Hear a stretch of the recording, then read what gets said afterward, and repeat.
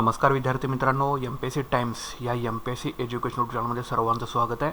तर आपण कव्हर करत आहोत स्टडी स्ट्रॅटेजीज, ज्या की 2022मध्ये PSI ईस्टर्न AOCची जी पूर्व परीक्षा होईल, तर त्याच्यासाठी आपण हे प्री प्लस मेनची स्टडी स्ट्रॅटेजी आहे ते आपण जानेवारी महिन्यापासून बघत आहोत. तर आता आपली जी आहे ती 3 नंबरची स्टडी स्ट्रॅटेजी आहे ती आपल्याला बघायची आहे. तर ही स्टडी स्ट्रॅटेजी 1 मार्चपासून 31 मार्चपर्यंत तुमची चालेल. ठीक आहे. याच्यामध्ये प्री प्लस मेन्स आपण दोघांचं कॉम्बिनेशन करून अभ्यास करतोय की जेणेकरून एका वर्षाच्या पिरियडमध्ये तुमचा प्री पण होईल आणि मेन्सची पण तयारी चांगल्या पद्धतीने होऊन जाईल. ओके, तर आता सुरुवात करूया. तर बघा, पुढे जाण्याआधी ज्यांना आपले कोर्सेस समजा जॉईन करायचे असतील, राज्यसेवा पूर्व परीक्षा 2022साठी जो JA चा पहिला पेपर आहे त्याच्यासाठी आपला कोर्स सुरू आहे, प्लस कंबाईनचा PSI ईस्टर्न AOCची पूर्व परीक्षा 2022चा कोर्स आहे त्याच्यासाठी आपले कोर्सेस आहेत, आणि चालू घडामोडी जानेवारी 2021चा आपला कोर्स सुरू आहे जे की 2022च्या परीक्षेसाठी तुम्हाला उपयुक्त ठरेल. तर या कोर्सेसची फी प्रति महिना 100 रुपयामध्ये आहे. कोणाला समजा जर जॉईन करायचं असेल आणि कोणाला कॉन्फिडंट नसेल तर तुम्ही आपल्या कोर्सला नक्कीच जॉईन करा. याची लिंक ह्या व्हिडिओच्या डिस्क्रिप्शन बॉक्समध्ये दिलेली आहे. तर आता बघा पुढं. तर ज्यांनी अजून आपलं चॅनल कोणी सबस्क्राईब केलं नसेल त्यांनी कृपया चॅनल सबस्क्राईब करून घ्या, आणि ज्यांना योग्य मार्गदर्शनाची गरज आहे त्यांनी नक्कीच आपल्या चॅनलसोबत राहा आणि समोरचं नोटिफिकेशन बेल क्लिक करायला विसरू नका. तर सर्व लेक्चरचे नोटिफिकेशन तुम्हाला मिळून जाणार आहेत. तर ही जी स्टडी स्ट्रॅटेजी आहे ती आपली पूर्व प्लस मुख्य परीक्षा 2022साठी असणार आहे. ओके, म्हणजे PSI AOCची जे कोणी पूर्व परीक्षा देणार असेल किंवा तयारी करत असेल 2022साठी, तर त्यांनी आपली ह्या स्ट्रॅटेजीचा थोडाफार आधारसुद्धा तुम्ही घेऊ शकता, किंवा जर तुम्ही तुमच्या पद्धतीने प्लॅन केला असेल तर त्याच्यामध्ये मॉडिफिकेशनसुद्धा तुम्ही करू शकता किंवा तुमच्या प्लॅनसोबत तुम्ही स्टिक राहू शकता. फक्त एक मार्गदर्शक म्हणून तुम्ही आपली स्टडी स्ट्रॅटेजी तुम्ही नक्कीच बघू शकता. तर आता ह्याच्यामध्ये पुढे जाण्याआधी कोटेशन बघूया की don't be the same be better. म्हणजे जर तुम्ही याच्या आधी परीक्षा देत असाल 3 ते 4 वर्षापासून तुम्ही देताय, पण काहीतरी तुमचं मिस्टेक होत असेल, चुकत असेल, तर सेम पाथ सोडून थोडंसं तुम्ही वेगळ्या ट्रॅकने थोडंसं जायचा प्रयत्न करा. म्हणजे एकसारखंच तुम्ही करू नका, नंतर तुम्हाला बोर व्हायला लागेल. जर 3-4 वर्ष काढल्यानंतर पुन्हा पहिल्यापासून सुरुवात करायची म्हणजे नक्कीच थोडंसं बोर व्हायला सुरुवात होते. त्याच्यामुळे काहीतरी इंटरेस्टिंग गोष्ट त्याच्यामध्ये म्हणजे क्वेश्चन आन्सरची प्रॅक्टिस वगैरे असं काहीतरी ग्रुप डिस्कशन करणं, म्हणजे थोडासा तुम्ही वेगळा जरा पाथ तुमचा बदलून बघा.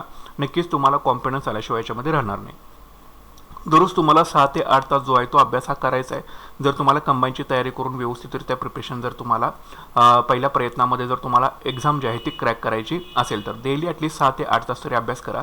जे जॉब करून तयारी करतायत त्यांनी सुरुवातीला 4 तास अभ्यास करा, आणि जशी एक्झाम जवळ येईल तसं तुम्हाला ऑफिसमधून तुम्हाला थोडीशी लीव्ह घेऊन 1-2 महिन्यामध्ये जर तुमचा उरलेला सिलेबस असेल तो तुम्ही रिकवर चांगल्या पद्धतीनं करू शकता. पण 6 ते 8 तास अभ्यास यासाठी या परीक्षेसाठी खूप झाला. नंतर बघा, आता आपल्याला काय करायचं आहे, तर पहिला पेपर जो आहे तो PSI ईस्टर्न AOCची जी मुख्य परीक्षा आहे, ह्या मुख्य परीक्षेला पहिला पेपर हा समान आहे. मुख्य परीक्षेला एकूण 2 पेपर आहेत. ठीक आहे. तर त्याच्यामधला पहिला पेपरचा जो सिलेबस आहे, PSI असेल, STI असेल किंवा AOCची जी मुख्य परीक्षा आहे ह्याच्यासाठी पहिल्या पेपरचा सिलेबस हा कॉमन आहे. तर त्याच्यामध्ये कुठलेही घटक आहेत आपल्याला, तर मराठी आहे, इंग्रजी आहे, माहिती अधिकार अधिनियम 2005 आहे, महाराष्ट्र लोकसेवा हक्क अधिनियम 2015 आहे, संगणक व माहिती तंत्रज्ञान आणि चालू घडामोडी, असे एकूण 6 घटक जे आहेत ते पहिल्या पेपरमध्ये आहेत. तर त्याचं मार्किंगचं डिस्ट्रीब्युशन कसं केलेलं आहे, तर मराठीचे तुम्हाला 50 प्रश्न येतात. ठीक आहे. मराठीचे तुम्हाला 50 प्रश्न येतात एकूण. इंग्रजीचे तुम्हाला जे येतात ते 30 प्रश्न येतात. ठीक आहे. 30 प्रश्न येतात. प्रत्येक प्रश्न हा 2 मार्काला असतो. म्हणजे पहिला पेपर हा 200 मार्काला आणि दुसरा पेपरसुद्धा तुम्हाला 200 मार्काला. अशा पद्धतीने तुमची 400 मार्क्सची मुख्य परीक्षा होते.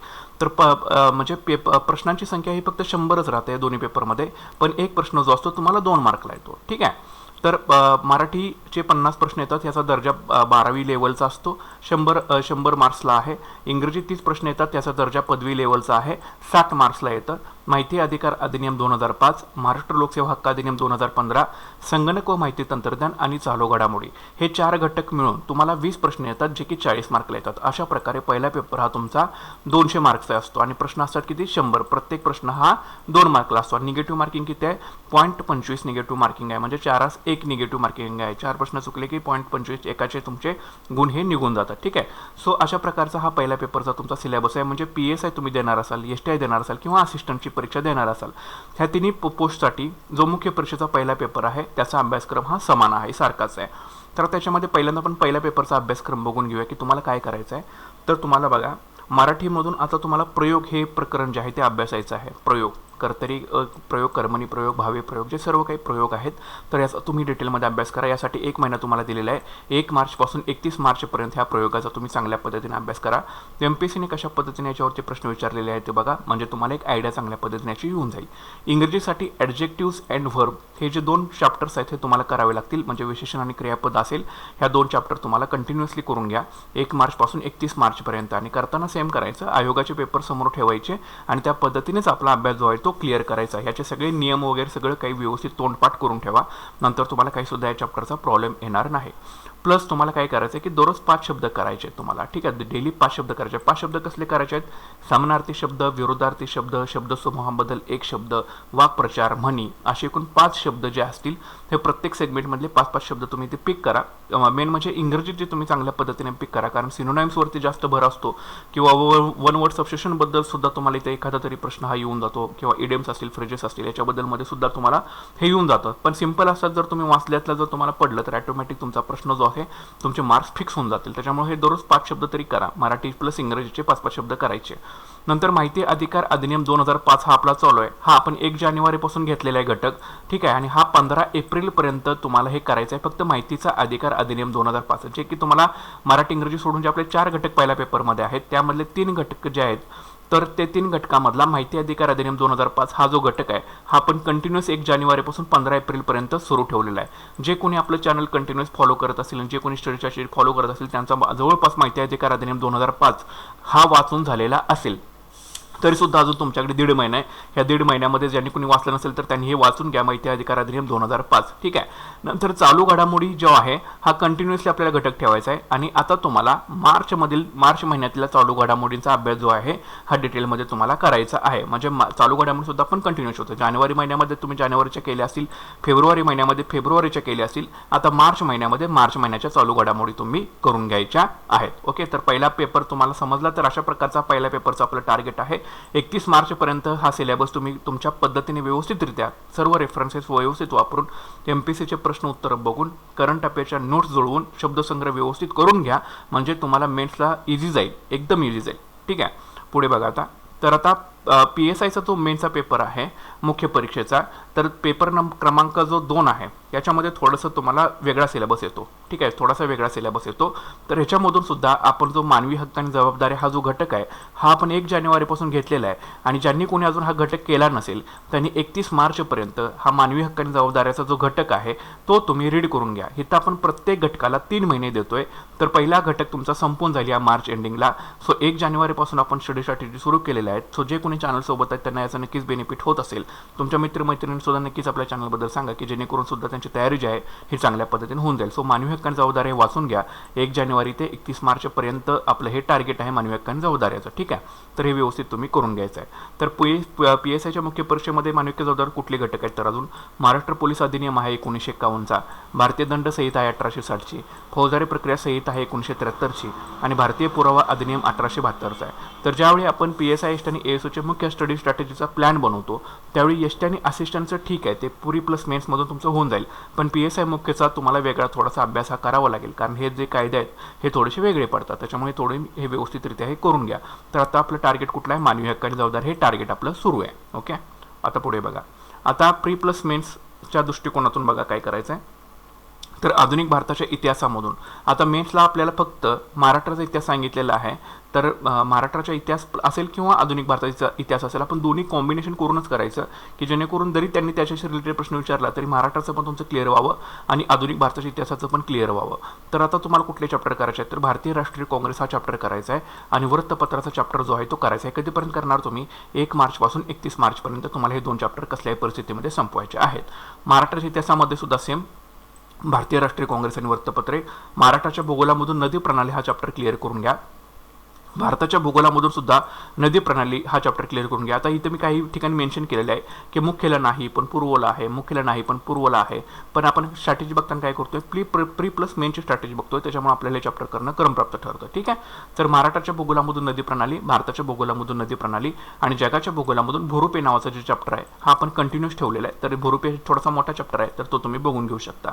तर अशा प्रकारचं तुमचं इतिहास आणि भूगोलाचं टार्गेट आहे. इतिहासामधून भारतीय राष्ट्रीय काँग्रेस आणि वृत्तपत्रे आणि भारतीय राष्ट्रीय काँग्रेस आणि वृत्तपत्र दोघांचा सुद्धा, आधुनिक भारताचा इतिहास आणि महाराष्ट्राचा इतिहास दोघांचा सुद्धा, आणि भूगोलामधून महाराष्ट्राचा भूगोल नदी प्रणाली, भारताचा भूगोल नदी प्रणाली आणि जगाचा भूगोलामधून भोरपे नावाचं प्रकरण कंटिन्यूस आपण ठेवलेलं आहे, तर बघून घ्या तुम्ही. ठीक आहे, पुढे बघा.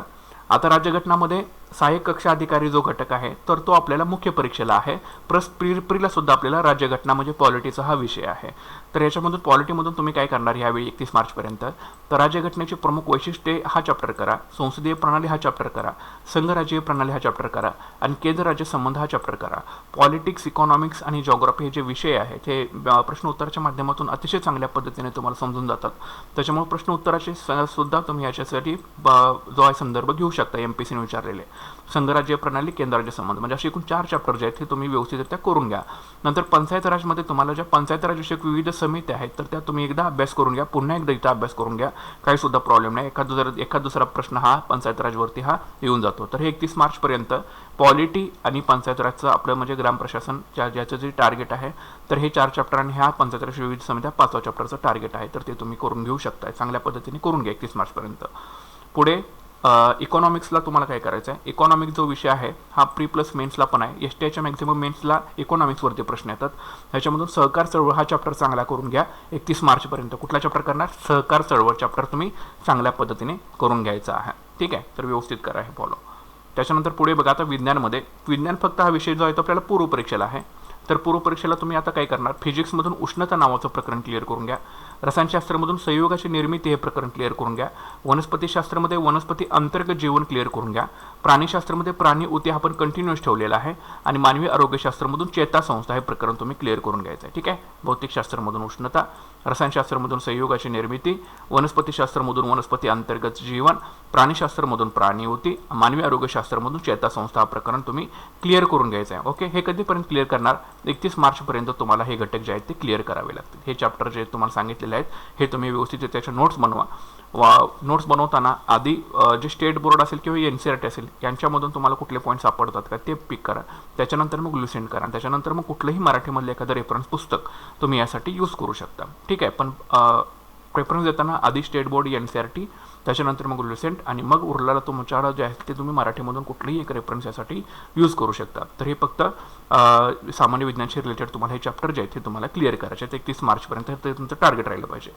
आता पुढे मॅथ्स अँड रिझनिंगमध्ये बघा, गणित आणि बुद्धिमत्तामध्ये पाण्याचे टाके आणि नळ हा चॅप्टर तुम्ही क्लिअर करून घ्या टाईप वाईज, आणि बुद्धिमत्तामध्ये दिशा नावाचं प्रकरण जे असेल ते तुम्ही क्लिअर करून घ्या टाईप वाईज. हे 31 मार्चपर्यंत तुमच्या 2 चॅप्टरसाठी तुमचं टार्गेट राहते.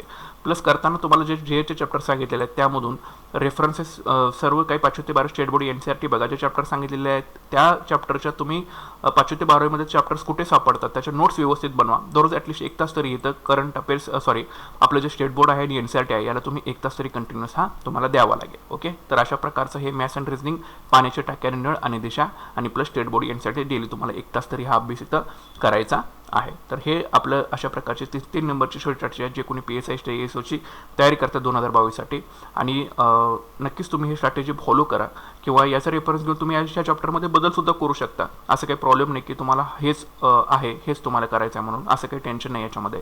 ठीक आहे, पण हे प्रोबेबली अशा पद्धतीने जर तुम्ही तयारी केली तर पहिल्या प्रयत्नामध्ये तुमची परीक्षा जी आहे ती निघण्याला तुम्हाला काही सुद्धा अडचण जो आहे तो येणार नाही. ओके, सो ज्यांनी कोणी अजून आपलं चॅनल सबस्क्राईब केलं नसेल त्यांनी नक्की चॅनल सबस्क्राईब करा, शेअर करा आणि व्हिडिओला लाईक करायला अजिबात विसरू नका. So thanks for watching guys and all the best.